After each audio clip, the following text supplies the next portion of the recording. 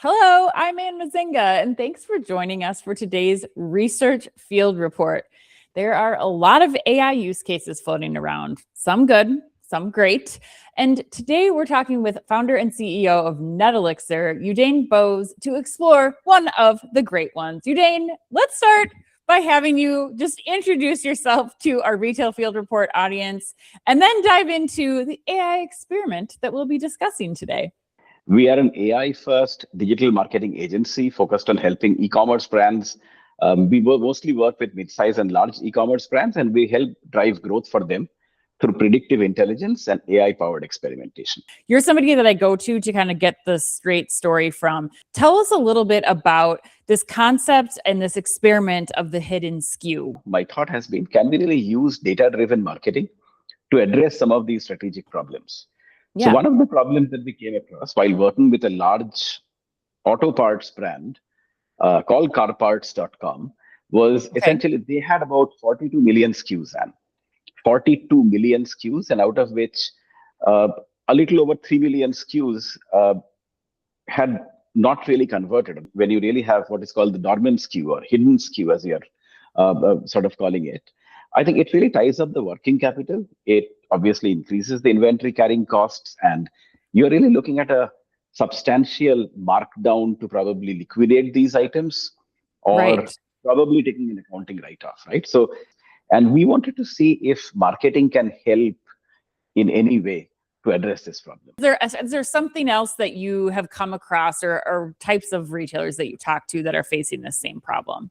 Beauty and fashion immediately come to mind. Obviously, auto parts is a big one. Grocery and the products part is a huge one as well.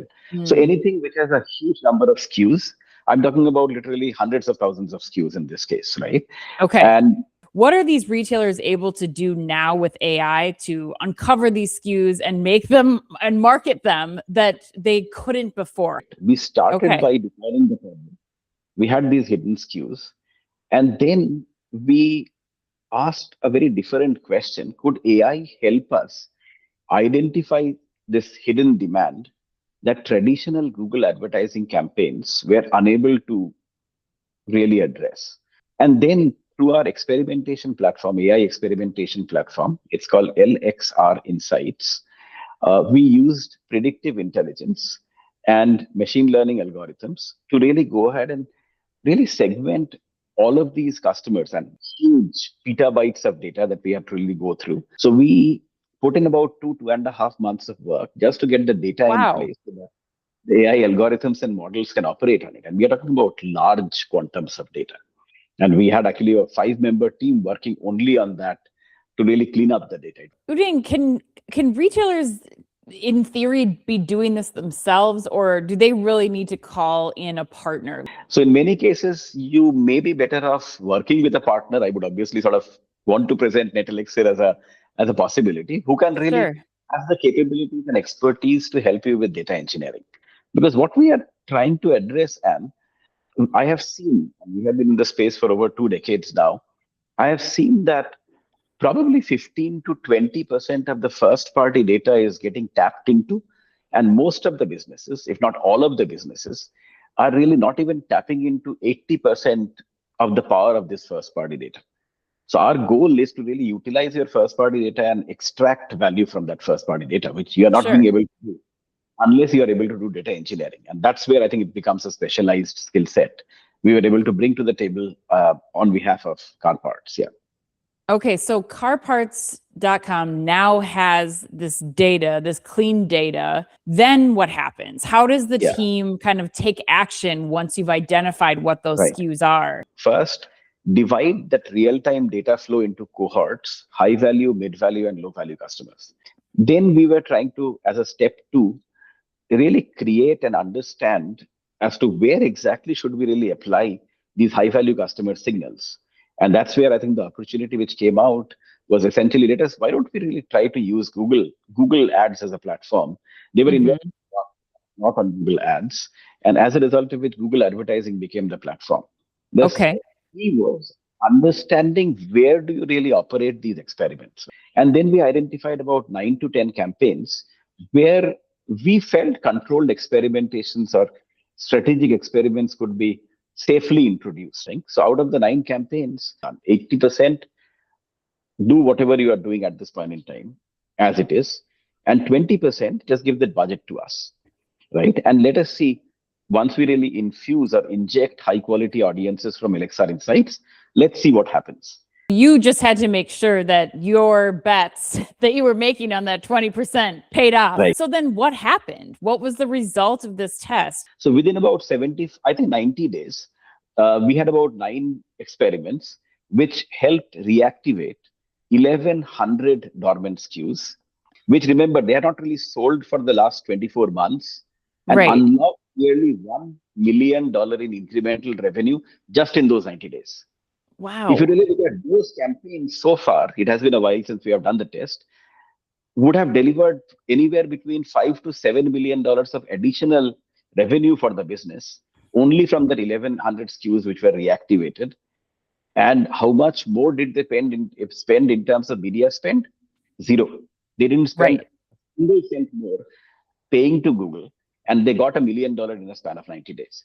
So I really wanted to emphasize this, because I think it was like growth did not come simply by spending money, right? Mm-hmm. It came from improving the intelligence behind audience selection and experimentation. And that is the power of AI. What I've learned from this masterclass that you've just given me is, as a retailer, number one, it's investing in AI tools to try to clean up the data, to make sure that it's processed and ready to then build upon. And then you created this algorithm that could go through that, identify these dormant SKUs.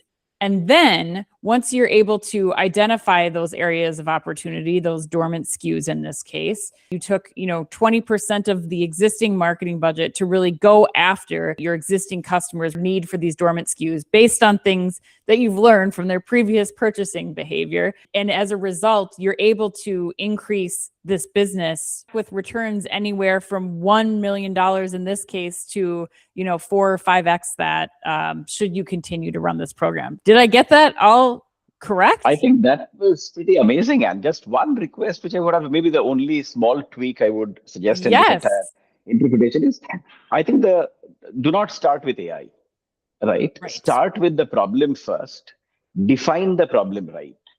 Second, do not try to fit AI in the same thing. We didn't say as to how can we reactivate the dormant SKUs. We said that can we identify customers who may have some demand propensity for some of these dormant SKUs. It was completely flipping it on. So by doing so, then we really applied AI to identify those customer patterns and then really map it. I think there are just so many other opportunities, like dormant SKU is one of them. We have identified like this almost 57 different opportunities. These are all strategic business opportunities, right? And it's like incredible that AI can be so powerful when you define the problem right, and you do not really try to fit it basically in an existing situation. Right. Well, Udayan, I'm so thankful that you took me through this and took the audience through this. Thank you. Again, that first step being very impactful and making sure that you have the right partner to help you, spend have those 5 engineers spending 5 weeks on trying to put together the correct data set. If there's people listening who want to ask you a few questions about this, they're curious about how you might provide help for them at NetElixir, what's the best way for them to get in touch with you? I mean, they can reach out to me directly. My email is Udayan, Udayan at NetElixir.com, or connect with me on LinkedIn. We keep on doing a lot of these master classes around the country as well. And more than happy to connect and discuss as to what your strategic business problem is, which AI can solve.